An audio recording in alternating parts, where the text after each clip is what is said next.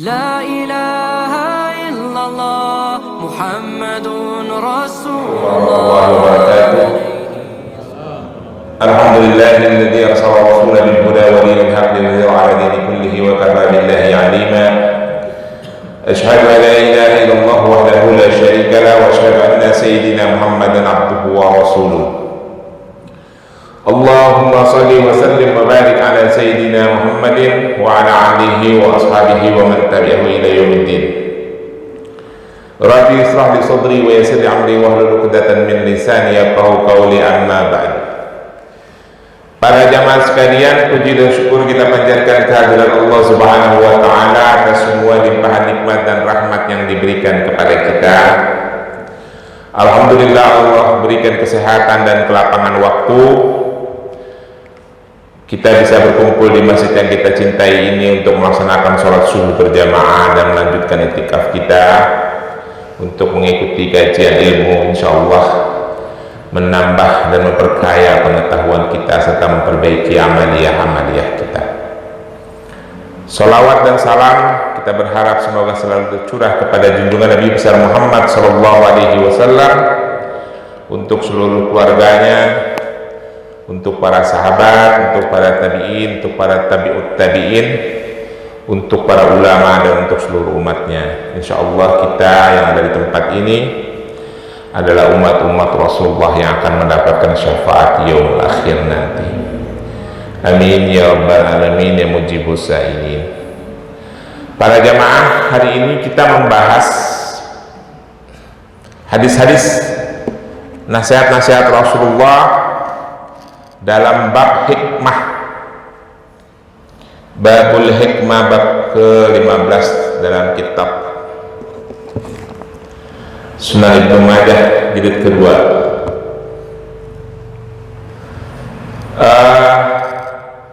Babnya adalah bab tentang hikmah, tapi Rasulullah memberikan nasihat-nasihat yang sifatnya umum, cuma dicernanya dengan hikmah, kira-kira begitu ya Pak. Di dalam ajaran Islam, saya jelaskan sedikit ya, ada yang namanya ilmu, ada yang namanya hikmah. Dalam ayat-ayat Al-Quran, Allah Subhanahu wa ta'ala beberapa kali menyampaikan yu'til hikmata mayyasha gitu ya, atau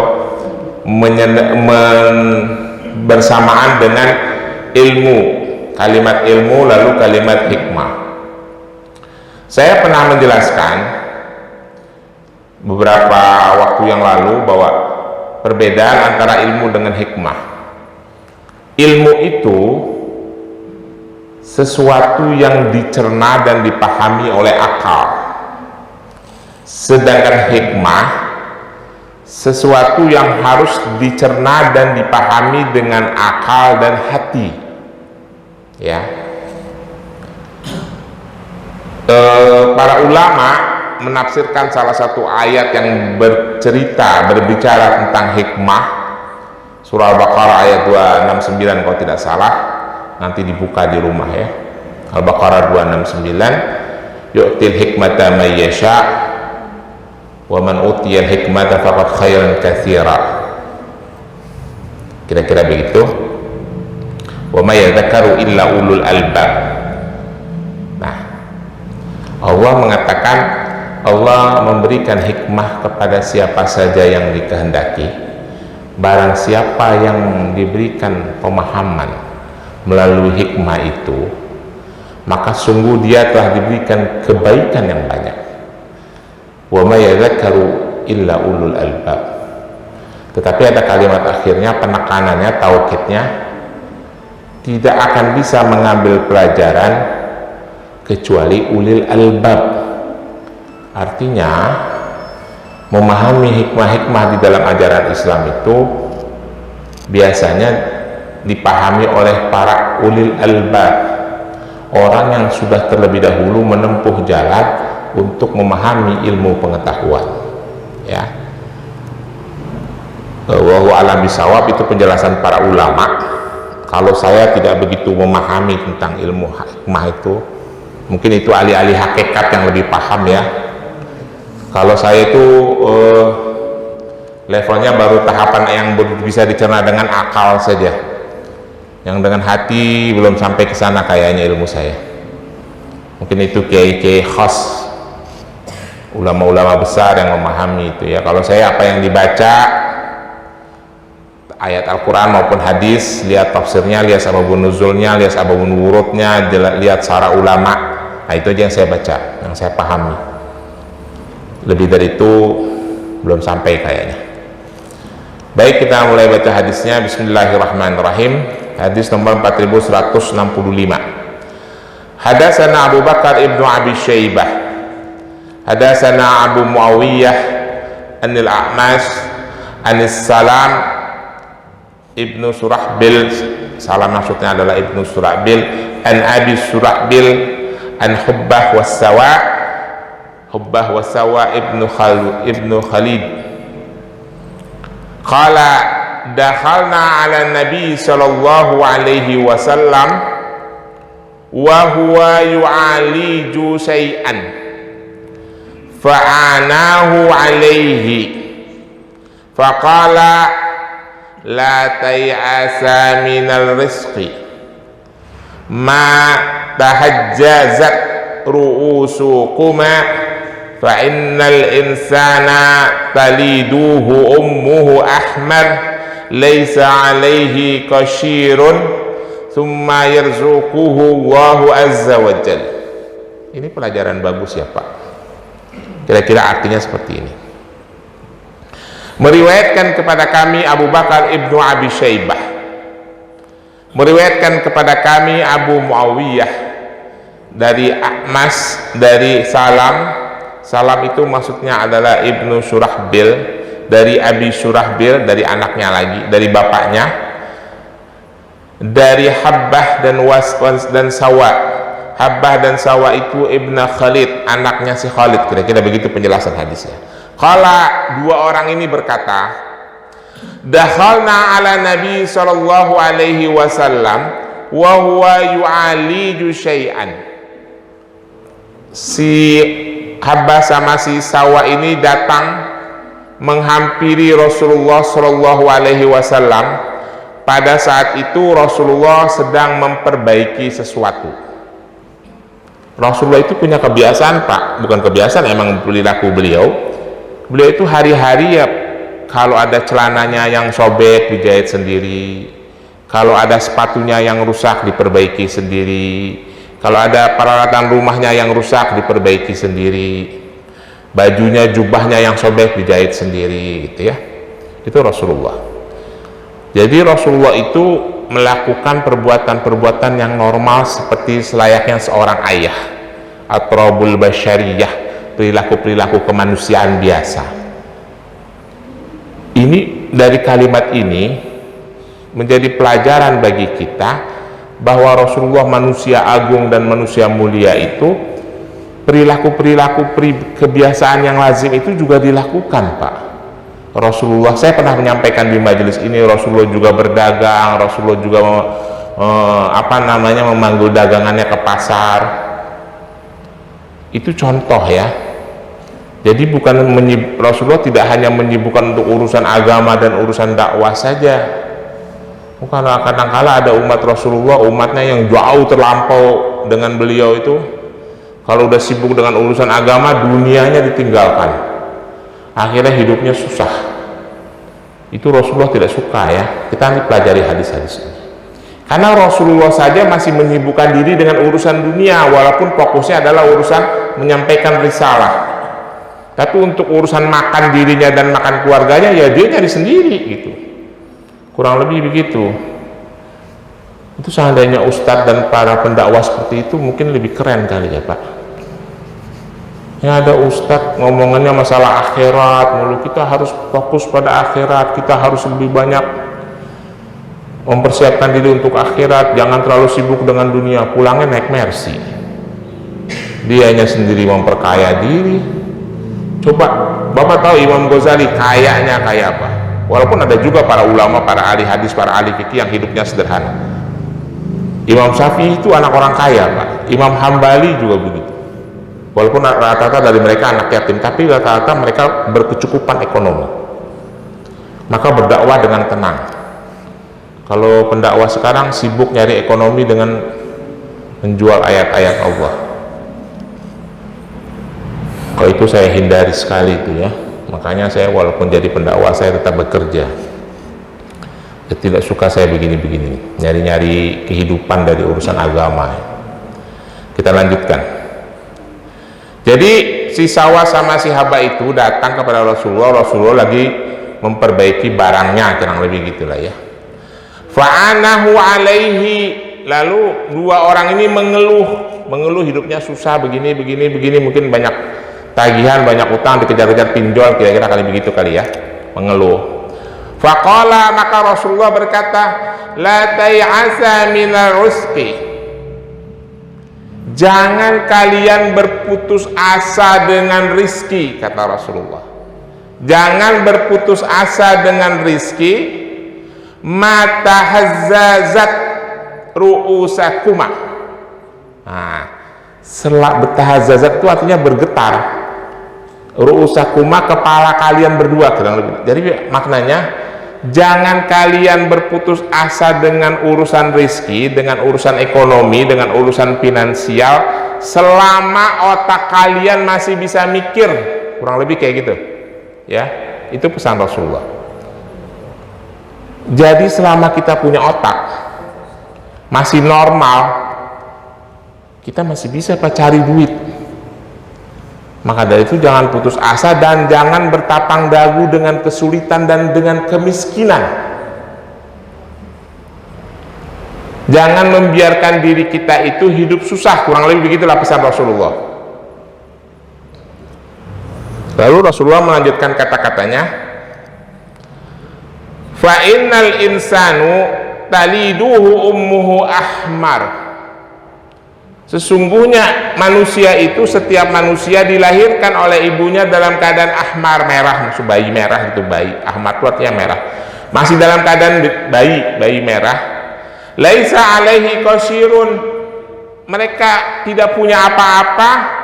Summa yarzuquhu Allahu azza wajal, lalu Allah berikan dia rezeki besar ya, sampai hari ini pada duduk-duduk di masjid ini dalam keadaan sehat walafiat, pakaiannya bagus-bagus. Itu kan rezeki dari Allah.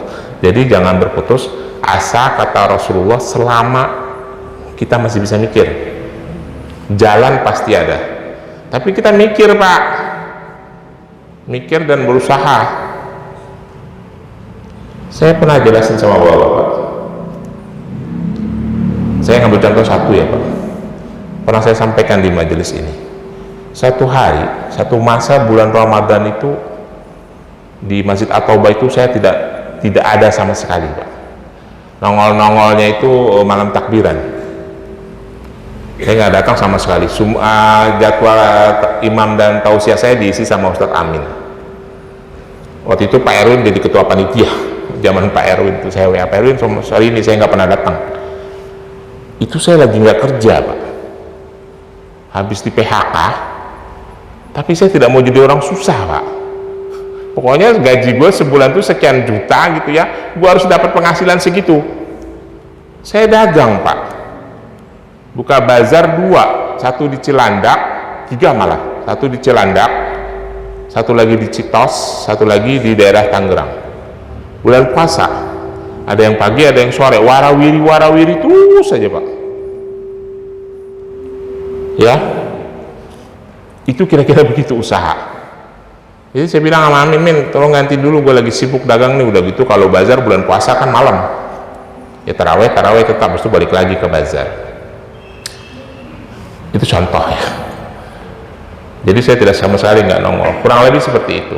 Selama kita masih mau berusaha, jalan pasti ada. Nah, di Cilandak itu di ada mall dekat asrama marinir. Suatu hari saya lagi dagang itu, datang anak muda sama istrinya sama anaknya. Begitu nawar-nawar dagangan saya, dia bilang, Ustadz Ubay ya, kata gitu. Apa kabar? Baik. Kok Ustadz Ubay dagang? Iya, saya dagang, saya bilang gitu. Saya suka. Akhirnya dia borong pakaian saya, Pak. Waktu itu pakaian anak. Totalnya 800.000. Saya masih ingat. 3 kali saya ketemu itu. Yang keempat ketemu sama adik kelas saya di pesantren. Ya. Tapi sekarang udah nggak dagang karena udah nggak bagus penjualan. Kurang lebih sekarang saya berdagang juga, dagang alat kesehatan. Kurang lebih seperti itu, Pak. Jadi kata Rasulullah, selama kita masih bisa mikir, jangan berputus asa dengan rezeki, jangan khawatir hidup susah. Tapi syaratnya harus berpikir dan berusaha. Kalau enggak ya nggak bakalan dapet. Ya. Itu pesan Rasulullah kepada dua orang yang bernama Habbah dan Sawa ketika dia mengeluh tentang kehidupannya yang sulit. Maka dari itu Allah Subhanahu wa taala menyampaikan dalam firman-Nya, fa idza qudiyatis shalah fantasiru fil ardh wabtagu min fadlillahi wazkurullaha katsiran la'allakum tuflihun. Surat Al-Jumu'ah. Kalau urusan ibadah sudah selesai, segera bertebaran di muka bumi, jangan duduk-duduk di masjid mulu.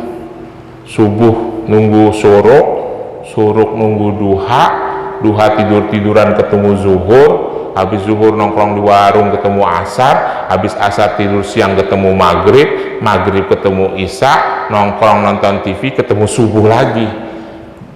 Kapan nyari duitnya? Ini kisah lagi, Pak, ya. Para sahabat suka begitu, ahli sufa terutama. Nanti cerita ahli sufa di waktu yang berbeda. Habis sholat duha, sholat habis suruk, sahabat itu suka duduk-duduk di depan masjid, ngobrol-ngobrol. Rasulullah keluar dari gurbahnya, dari kamarnya, kan lewatin masjid. Rasulullah sering bertanya, apa yang kalian bicarakan di sini? Kami bicara-bicara tentang masa jahiliyah, Rasulullah. Rasulullah langsung menegur, Pak. Apa nggak ada yang kalian kerjakan yang bermanfaat? Sana pergi ke pasar cari duit.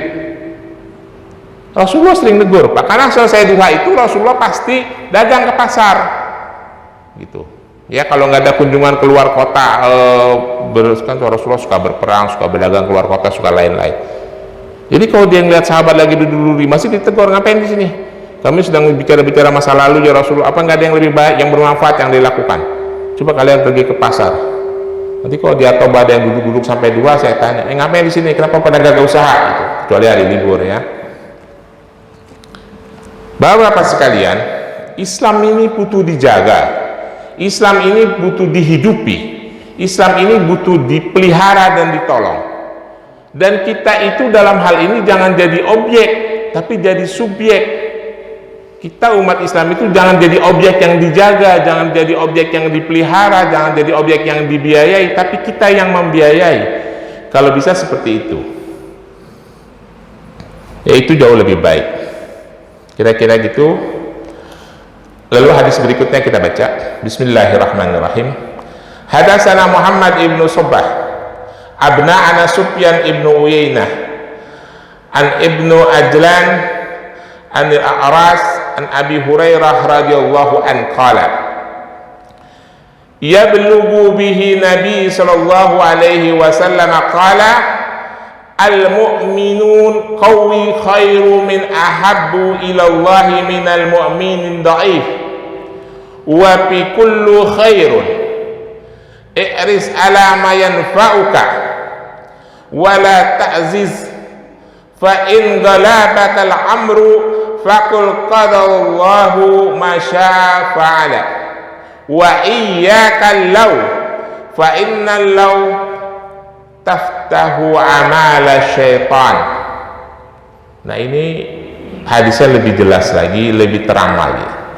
Kata Rasulullah begini, meriwayatkan kepada kami Muhammad ibnu Subah, mendatangkan kepada kami Sufyan ibnu Uyainah, dari ibnu Ajlan, dari A'ras, dari Abu Hurairah radhiyallahu an, yablagu bihi Nabi sallallahu alaihi wasallam. Satu masa Rasulullah sedang menyampaikan sesuatu, kurang lebih begitu artinya ya, balik menyampaikan. Faqala, lalu dia berkata, al-mu'minu qawiyyu khairu min ahabbu ilallahi minal mu'minin dhaif. Ini udah populer hadis ini ya, Pak. Seorang mukmin yang kuat lebih baik dan lebih dicintai oleh Allah daripada mukmin yang lemah. Sudah barang tentu di masa itu pengertiannya adalah kuat itu mempunyai kemampuan ketangkasan untuk berperang, mempunyai ekonomi yang bagus, mempunyai fisik yang bagus. Tetapi kuat yang sekarang itu mungkin berbeda, tidak mempunyai kecakapan, tidak berperang tidak apa masalah, tapi menguasai dunia digital kurang lebih begitu ya, ekonominya kuat, pengetahuannya tinggi. Jadi Rasulullah mengatakan mukmin yang kuat lebih dicintai oleh Allah dan lebih baik dari yang lemah. Tapi penjelasan berikutnya wa fi kullun khair.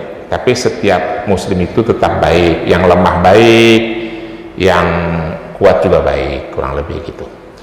Lalu Rasulullah sampaikan lagi kalimatnya, i'ris ala ma yanfa'uka. Kamu seriuslah, kira-kira begitu ya. Bersungguh-sungguhlah untuk melakukan segala sesuatu yang bermanfaat untuk dirimu, bermanfaat untuk orang lain, bermanfaat untuk agamamu. Serius. Kalau mau bisnis ya serius, kalau mau menuntut ilmu ya serius, kalau mau usaha serius ya. Jangan santai-santai, tenang-tenang, nanti tidak menghasilkan apa-apa. Wala ta'ziz, dan kalian itu jangan lemah semangat, maksudnya kayak gitu ya, jangan gampang putus asa. Ini nasihat yang baik buat kita semua ya Pak. Fa in ghalabaka amru, tapi kalau ghalabaka itu artinya dikalahkan, tetapi kalau kamu tidak berhasil, kurang lebih begitu, dalam urusanmu, kamu bisnismu kamu gagal,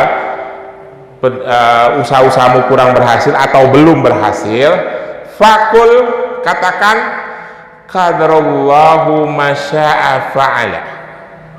Kita harus punya semangat, kita jangan malas, kita harus serius. Tetapi kalau di ujung usaha kita belum berhasil, supaya hati kita tenang, tidak frustasi, tidak stres, kata Rasulullah, katakan fakul qadarallahu masya'a fa'ala. Allah telah menentukan apa yang dikehendakinya. Jadi hati kita tenang Pak.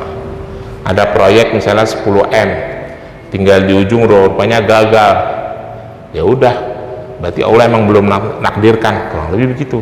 Tapi kita usahain terus ya, itu hikmahnya. Kalau kita sampai gagal ya udah, itu mungkin takdirnya belum dapat, cuma kita jangan pernah berhenti berusaha. Wa iyyaka walau, hindari ucapan kata-kata jika, wah kalau begini nih, wah kalau gua kemarin dapat tuh, wah kalau itu Rasulullah bilang jauhkan. Kalau udah ya udah selesai, langsung berpikir, langsung membuat perencanaan untuk kegiatan berikutnya. Yang udah tinggal, yang udah gagal mau udah jadiin evaluasi, jadiin pelajaran saja, kira-kira begitu. Jangan mengandai-ngandai. Fa'in walau taftahu amala syaitan. Karena kalau kita mengandai-ngandai, itu membuka pintu untuk setan masuk. Bapak ngerti nggak Pak maksudnya Pak? Misal kita punya cita-cita atau kita melakukan sesuatu terus gagal. Kalau sudah gagal, kita cukup mengatakan ya itu sudah takdir Allah, mungkin Allah belum memberikan rezeki kepada saya. Jangan mengandai-ngandai setelah gagal, kalau gua menang tuh tender tuh, gua udah bisa beli rumah 5 di Villa Pamulang, wah kalau gua menang gua bisa beli mobil baru tuh. Itu stop, hentikan. Karena itu menyebabkan setan mempengaruhi kita, lama-lama gila kita mikirin sesuatu yang udah tidak terjadi. Itu Rasulullah katakan jangan lakukan. Serius harus, fokus harus, kerja keras harus, tapi kalau gagal, tanamkan di dalam hati kita bahwa Allah belum menakdirkan, gitu kira-kira ya. Jadi kita tidak stres. Nanti kalau kita mengandai-ngandai, taftahu amala syaitan, itu menyebabkan setan masuk ke dalam diri kita. Kurang lebih begitu pesan-pesan Rasulullah. Lalu hadis berikutnya, Hadatsana Abdurrahman ibnu Abdul Wahhab hadatsana Abdullah ibnu Numair an Ibrahim ibnu Fadl an Sa'id ibnu al-Maqbur an Abi Hurairah qala qala Rasulullah sallallahu alaihi wasallam kalimatul hikmah dolatul mu'minin haitsuma wajadaha fahuwa ahaqqu biha. Ini kalimatnya singkat tapi maknanya dalam ya Pak. Rasulullah berkata kalimatul hikmah dolatul mu'minin haitsuma wajadaha fahuwa ahaqqu biha. Hikmah itu kata Rasulullah, setelah ilmu ada hikmah. Hikmah itu adalah ibaratnya kata Rasulullah seperti harta yang hilang dari kaum mukmin, dari orang-orang beriman. Hikmah itu seperti harta yang hilang dari orang-orang yang beriman. Haitsuma wajadaha fahuwa ahaqqu biha. Di mana saja kalian menjumpainya, maka kalian lebih berhak untuk mengambilnya. Bapak ngerti hadis ini nggak? Kira-kira maknanya apa? Maknanya sederhananya begini Pak. Artinya kita umat Rasulullah yang beriman, hamba Allah yang beriman, didorong untuk memahami hikmah-hikmah daripada hukum-hukum agama ini, firman-firman Allah, ajaran-ajaran Rasulullah. Jadi pemahaman kita jangan hanya sampai kepada pemahaman ilmu pengetahuan yang letterleh. Kalau bisa, hukum sholat itu wajib 5 waktu sehari, misalnya begitu, contoh sederhana nih ya. Tapi kalau bisa kita pahami kenapa 5 waktu sehari, kenapa 4 rakaat zuhur, kenapa 4 rakaat asar, kurang lebih seperti itu. Kenapa kita diwajibkan bayar zakat, pakai kenapa-kenapanya. Kalau bisa sampai ke sana, kira-kira begitu ya. Jadi Rasulullah mengatakan kalimatul hikmah dolatul mu'minin haitsuma wajadaha fahuwa ahaqqu biha. Apabila kalian menjumpainya dimanapun, ada kesempatan untuk belajar, belajarlah, kurang lebih kira-kira begitu ya. Saya sendiri tidak begitu paham, jadi jangan nanya sama saya. Mungkin ada ulama yang lebih pintar, ada ustadz yang lebih paham. Kalau saya enggak, kalau saya ditanya Pak Ubay, kenapa wudhu itu yang dibasuh tangan, kepala, wajah, rambut, kaki sampai mata kaki, secara mendetail saya juga tidak terlalu bisa menjelaskan walaupun saya paham ya, karena arahnya itu sudah hikmah ya. Banyak hal-hal yang berhubungan dengan hukum yang ada hikmah di baliknya, saya juga tidak begitu memahami. Mungkin ada ulama-ulama yang lebih cerdas, yang lebih pintar yang memahami itu. Tapi kalau kita mau belajar juga tidak apa-apa. Hadis berikutnya,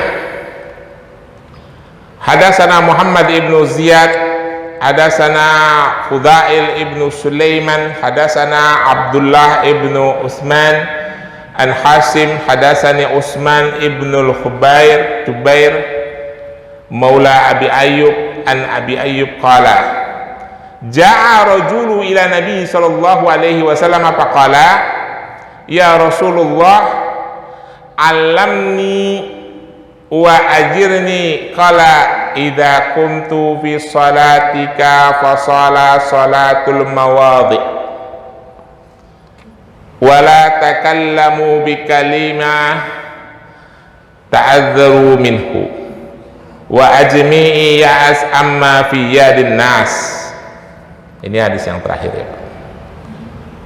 Meriwayatkan kepada kami Muhammad ibnu Ziyad dari Fudail ibnu Sulaiman, dari Abdullah ibnu Utsman ibnu Hasim, dari Utsman ibnu Jubair.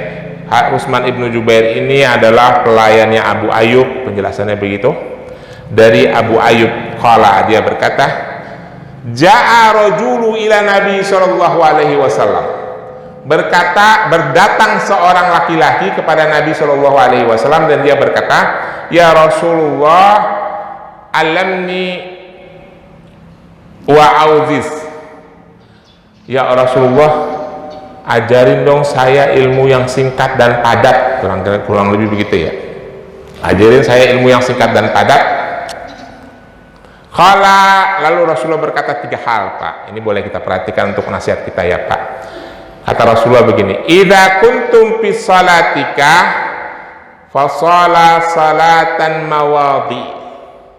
Salah satu yang diajarkan oleh Rasulullah kepada laki-laki itu, salah satunya pertama, apabila kamu sholatlah seperti seorang pemuda yang ingin berpisah dengan kekasihnya. Bapak ngerti?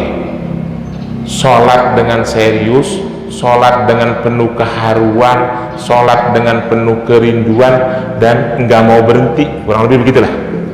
Kan kita kalau mau pisah sama pacar kita kan gitu, Pak. Bahwa pernah pacaran nggak ya? Kalau saya itu waktu apel jam 11, kakak ipar saya yang dulu belum jadi kakak ipar udah begini, berarti udah harus pulang. Itu saya tunda-tunda sampai jam 12 karena emang kagak mau berpisah, contohnya begitu ya. Tapi sekarang udah setelah jadi istri saya pengen pisah mulu, ya udah jadi bini gitu ya. Jadi sholat itu sholat yang tidak mau berhenti, sholat yang pengen terus. Itu kata Rasulullah, sholatlah kamu perumpamannya seperti sholat seorang pemuda yang ingin berpisah kepada kekasihnya tapi nggak mau lepas, kurang lebih gitu.